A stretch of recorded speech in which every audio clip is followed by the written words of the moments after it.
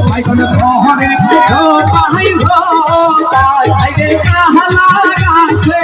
ধলারে বাইগন বাইগন ঘরে পাই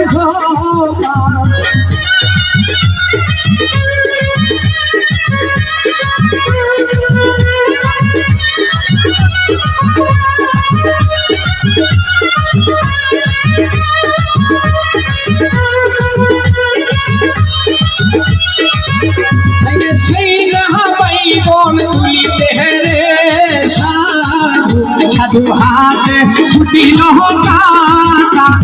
সেই তুলিতে সাধু হাতে ছুটিল